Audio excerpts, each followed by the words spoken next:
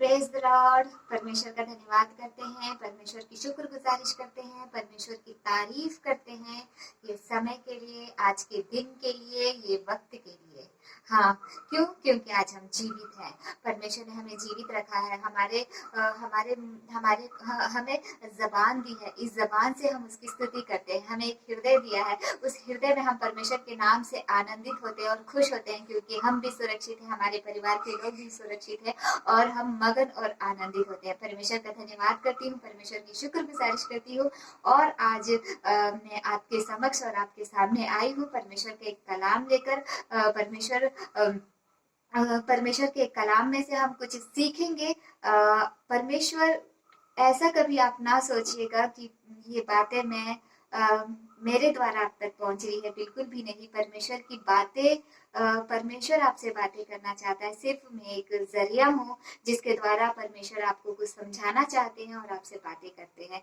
परमेश्वर जो भी वचन हमें सिखाए, मुझे और आपको, ये 100 गुना, 30 गुना और 60 गुना हमारे हृदय में कार्य करने वाला होने पाए और इस पे हम चलने वाले होने पाए और इसको हम अमल करने वाले होने पाए। ऐसी आशीष परमेश्वर आज आपको और मुझे देने वाले होने पाए। परमेश्वर का धन्यवाद करते हैं। चलिए हम आगे बढ़ते हैं और आज हम नीति वचन में से सीखेंगे। आपके पास अगर बाइबल है तो आप अपने बाइबल में से, पवित्र शास्त्र में से नीति वचन 20 का 13 निकाल लीजिए और पढ़िए। वहां पर कुछ इस तरह से लिखा है, नींद से प्रीति ना रख, नींद से प्रीति ना रख, नहीं तो तू दरिद्र हो जाएगा। नींद से प्रीति ना रख, नहीं तो तू दरिद्र हो जाएगा। आंखें खोल कर देख, तब तू तृप्त होगा। आंखें खोल कर देख, तब तू तृप्त होगा। सबसे पहले यहाँ पर दरिद्रता का क्या मतलब है और तृप्त का क्या मतलब है ये जान लेते हैं। ठीक है, देखिए, दरिद्रता का मतलब ये होता है जो कुछ हमारे पास ऑलरेडी है वो सब का खो जाना। अगर वो चीज जो हमारे पास था उसे हम खो गए हैं, मतलब हम दरिद्र हो चुके हैं। और तृप्त होना का मतलब ये होता है कि हमारा मन भर चुका है, हमारा मन उस चीज से भर चुका है। मतलब वो चीज हमारे मन को इतना भर चुका है कि अब हमें और किसी चीज की जरूरत नहीं है। चाहे दुनिया का दी बेस्ट चीज या फिर आपका मनपसंद चीज आपके सामने रख दिया जाए, तब आप उसका इनकार कर चुके हैं। आप उसका इनकार करते हो क्योंकि आपका मन भर चुका है और आप तृप्त हो चुके हो।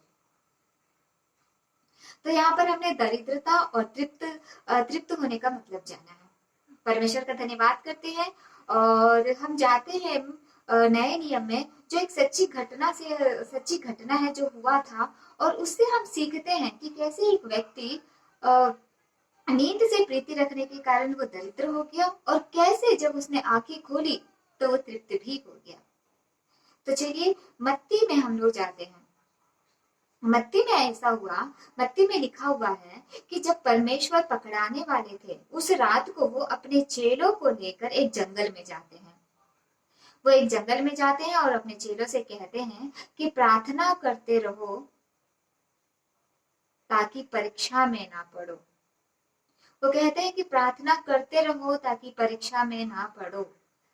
का कहने का मतलब ये है, अगर कभी परमेश्वर हमसे कहते हैं कि प्रार्थना करो, तो ये इसका मतलब ये नहीं कि परमेश्वर को प्रार्थना की जरूरत है। परमेश्वर को किसी की जरूरत नहीं है, उसे प्रार्थना की जरूरत नहीं है। वो सर्वशक्तिमान परमेश्वर है, वो मालिक है, इतने बड़े सृष्टि का वो एकमात्र परमेश्वर है। वो राजा है, वो बादशाह है, उसे किसी की प्रार्थना की जरूरत नहीं है। वो पूरे दुनिया में भी नहीं समाता है। मैं परमेश्वर का धन्यवाद करती हूँ। और वो कहता है कि तुम प्रार्थना करो कि परीक्षा में ना पड़े रहो। अगर वो आपसे और मुझसे प्रार्थना करने के लिए कह रहा है, इसका मतलब ये है कि वो हमारे ही लाभ के लिए, वो हमारे हित के लिए कह रहा है कि प्रार्थना करें, ताकि हम किसी परेशानी में ना पड़े, किसी दिक्कत में ना पड़े, किसी पाप में ना पड़ जाए। हमारे हित के लिए वो कहता है कि तुम प्रार्थना करो। उसी रीति से उस समय यीशु मसीह ने पतरस से कहा, तुम प्रार्थना करो ताकि तुम परीक्षा में ना पड़ो। ऐसा कहकर वो कुछ और थोड़ी देर आगे जाते हैं और वो प्रार्थना करते रहते हैं। प्रार्थना करने के बाद जब वो थोड़ी देर बाद लौट के आते हैं तो देखते हैं कि इनके चेले सो रहे थे। ऐसा एक बार नहीं, दो बार नहीं, 3 बार होता है और तीनों बार वो यही पाते हैं कि उनके चेले सोते रहते हैं। और वहां पर लिखा है कि उनकी आंखें नींद से भरी हुई थी। किससे भरी हुई थी? नींद से भरी हुई थी। हमारा वचन क्या कह रहा है? नींद से प्रीति ना रख, नहीं तो तू दरिद्र हो जाएगा। लेकिन यहाँ पर चेले की आंखें नींद से भरी हुई थी। तो कैसे उनके चेले दरिद्र हो गए? यहाँ पर हम थोड़ा सा ध्यान लगाने की कोशिश करते हैं कि कैसे एक नींद से प्रीति रखने के कारण वो दरिद्र हो गया। एक बात मैं आपको बताना चाहती हूँ यहाँ पर। पतरस यीशु मसीह का चेला था। पतरस को जब यीशु मसीह ने बुलाया था, वो मछुआरे मछली पकड़ रहा था। उसने एक शब्द नहीं कहा, लेकिन जैसे ही यीशु मसीह ने उसे बुलाया, वो उसके पीछे चलने लगा। पतरस ही वो था जो परमेश्वर यीशु मसीह ने पूछा कि मैं कौन हूँ, तब वो कहता है कि तू जीवते परमेश्वर का पुत्र है करके पतरस उसे कहता है। वो जानता था कि वो जीवते परमेश्वर का पुत्र था। पतरस ने बहुत सारे आश्चर्य कर्म और अद्भुत कार्य जब यीशु मसीह ने किए थे, पतरस देखता था। पतरस वहां पर भी था जहां पर यीशु मसीह ने आंधी और तूफान को डांटा था। पतरस जब वहां पर भी था जहां पर यीशु मसीह पानी पे चल रहे थे, और पतरस ने स्वयं कहा था कि प्रभु मुझे भी पानी पे चलना है, और वो खुद चला भी था। ये सारी चीजें पतरस के पास थी। परमेश्वर की उपस्थिति, उसके अद्भुत कार्य, आश्चर्य कार्य, परमेश्वर के रूप में अंगीकार करना, ये सारी चीजें उसके पास थी।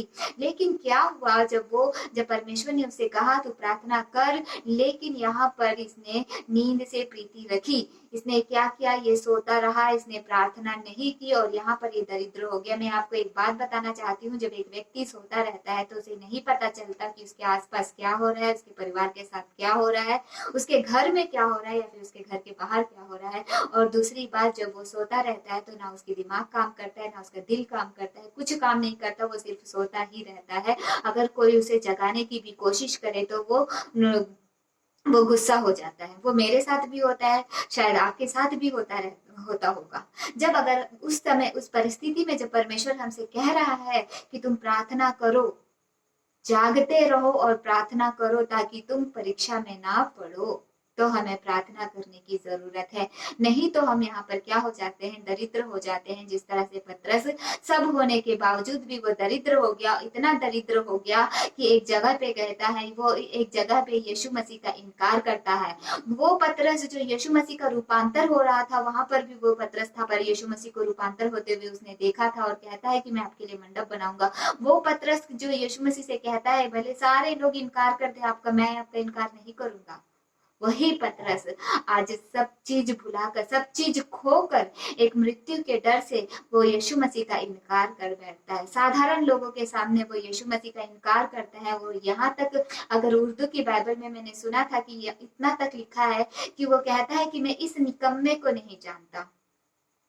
देखिए कि किस तरह से ये वचन हमें समझाता है कि नींद से प्रीति ना रख, नहीं तो तू दरिद्र हो जाएगा। यहाँ पर पतरस इस रीति से दरिद्र हो गया।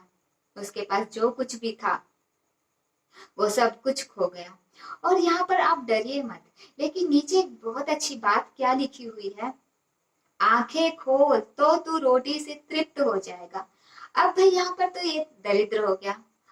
अब इसने क्या देखा और इसके साथ क्या हुआ कि ये तृप्त हो गया? तृप्त होने का मतलब मन भर गया, अब हमें कुछ नहीं चाहिए, बस जो है मुझे यही चाहिए, इससे मैं संतुष्ट हूँ, ये मेरे लिए काफी है, अब मुझे नहीं चाहिए। दुनिया की हर एक चीज से हम मना कर देते हैं। जैसे यीशु मसीह ने मना कर दिया था जब शैतान आके दुनिया की सारी वैभव को दिखाता है, बिल्डिंगों को दिखाता है, सोने चांदी को दिखाता है, सब कुछ दिखाने के बावजूद भी यीशु मसीह साफ इनकार कर देते हैं।